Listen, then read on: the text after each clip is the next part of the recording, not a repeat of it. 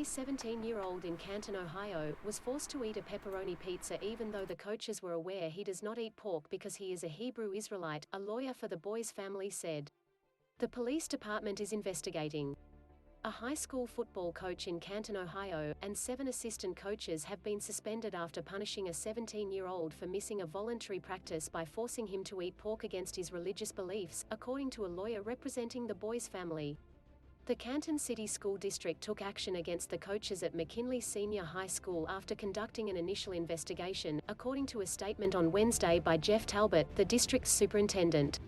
It also filed a report about the matter with the Canton Police Department, which is investigating it as a potential hazing episode. On the last day of classes, May 24, 4 days after he had missed an optional practice session, the 17-year-old, a rising senior, was forced to eat an entire pepperoni pizza even though the head coach, Marcus Watley, and the other coaches knew that he did not eat pork because he was a Hebrew Israelite, according to his family's lawyer, Ed Gilbert. He said that the boy's family intended to sue the school district. School district officials were not available for comment on Wednesday, but in a statement released in the afternoon, Mr. Talbot said the investigation found that the identified coaches engaged in actions that constituted inappropriate, demeaning, and divisive behavior in a misguided attempt to instill discipline in the student athletes. The statement, which did not provide the specifics of the episode or Shalom, Shalom Israel. First and foremost, I want to give all honor, glory, and praises to YAHAWAH, BaHashem, YAHAWASHI, BaHashem, Rakakadash. Double honors to the elders and apostles of Great Millstone who taught us this truth, and Shalom to the mighty Akim and Akwath out there who are diligently waiting to be delivered from this final captivity. And Slakia, if I seem a little out of it today, it's late right now, and I wanted to get this lesson in. So today's lesson is going to be entitled, Don't Be Ashamed of This Truth, okay? So now there are 2 parts and 2 points that I want to go into that specific topic, okay? So I just showed you this news, okay? So everyone at that school knew that that young brother was a Hebrew Israelite, so he practices AHPARYAM, to the best of his ability. Okay, so number one, that's not really something.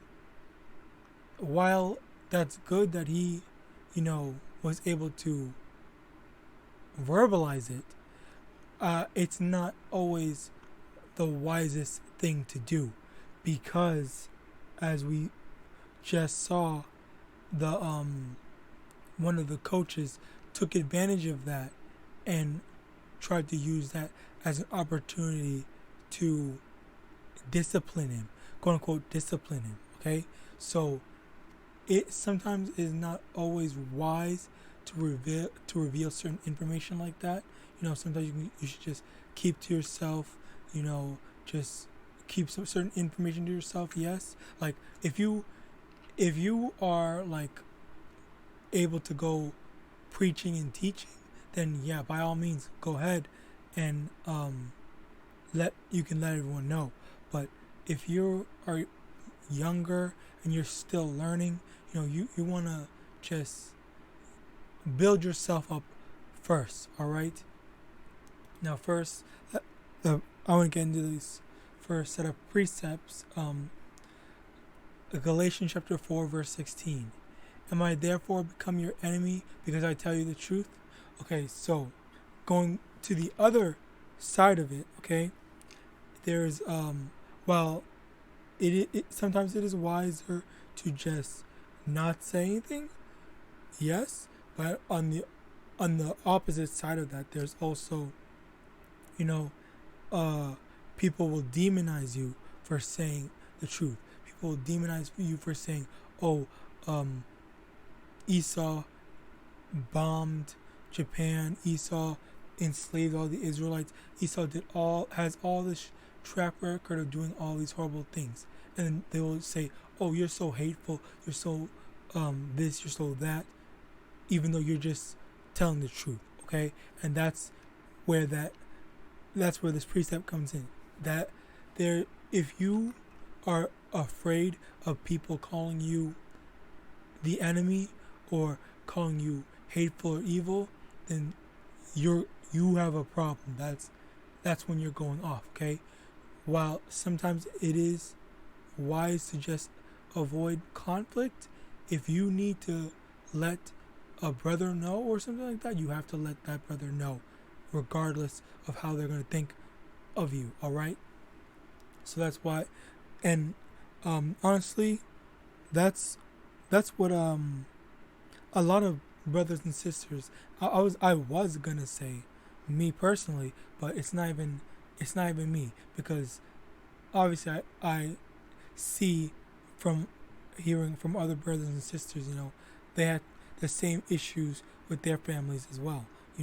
If you even so much as say, oh, don't take don't, oh my God, Slakia, I need to watch out for what I say. Don't take the bag of tricks, don't take this, don't do this, don't eat pork, then they will demonize you and say, oh, you're hateful, you're paranoid. We've grown from that and all this stuff like that. That's just absolutely not true. All right. So continuing on in Matthew chapter 6 verse 24. No, hold on. I believe. Okay, yes, that's correct. Matthew chapter 6 verse 24. No man can serve two masters, for either he will hate the one and love the other, or else he will hold to the one and despise the other. You cannot serve YAHAWAH and Mammon. Okay, so you can't, especially it's in this world, most times you're gonna see more pleasure in being carnal. All right, so with that, wicked 2/3 are gonna see like, oh, you know what? I'm just gonna drop this Hebrew Israelite thing or whatever, like as if it's like it's like as if it's a trend when it's not. This is our heritage. This is real stuff. It's serious stuff. It's serious business. So they're gonna drop. They're gonna say, "Oh, I'm gonna drop it." And, my career, my music career has been popping up. My whatever, something that is, in Esau's world. If they get it, coming off the ground. If they get it off the ground, then they're gonna be thinking more about that, chasing after the money, chasing after that bag, rather than pleasing the Most High. And that's where they're gonna love their master Esau and then hate the master Yahweh. All right, and that's where it is impossible to serve two masters. You have to only focus on one. All right. And a precept to that, actually, Revelation chapter 3 verse 16. So then, because thou art lukewarm and neither hot nor cold, I will spew thee out of my mouth. Okay, so you have to be either cold and out of this truth, or hot and on fire in this truth, preaching this word. All right, you can't be lukewarm. You can't say, oh, on Saturdays I'll be a Hebrew Israelite, and then on Sundays, it's to Sin City with me. All right, that's off. That's not how the Most High works. All right. And next, the final precept is Matthew chapter 10 verse 33. But whosoever shall deny me before men, him will I also deny before my Father which is in heaven. So at the end of the day, if you are being lukewarm, if you're being cold, if you're not prioritizing the Most High Yahweh and fulfilling His will, then you're eventually going to be sifted out. All right, eventually going to fall out of this truth, all right? And if you do, then, that's basically when you're not going to be able to get by or by with the Most High. You're not going to get by with the Most High. So you're going to want to,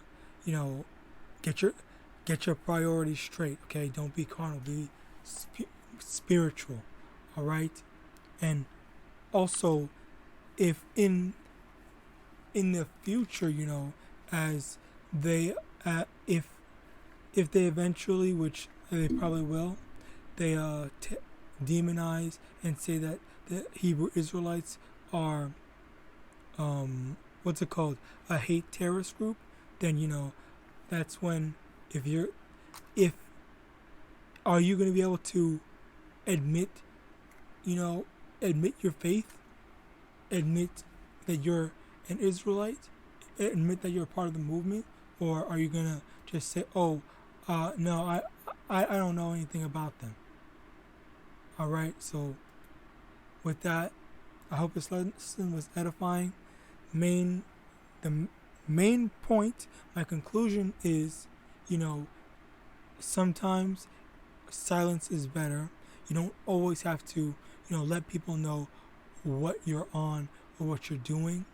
But if you are built up fairly enough, then you should, let people know, especially Israel, the lost sheep of house of Israel. You gotta show them how you are and how you pull yourself out, you present yourself as a person, so that they can look at a good example. All right.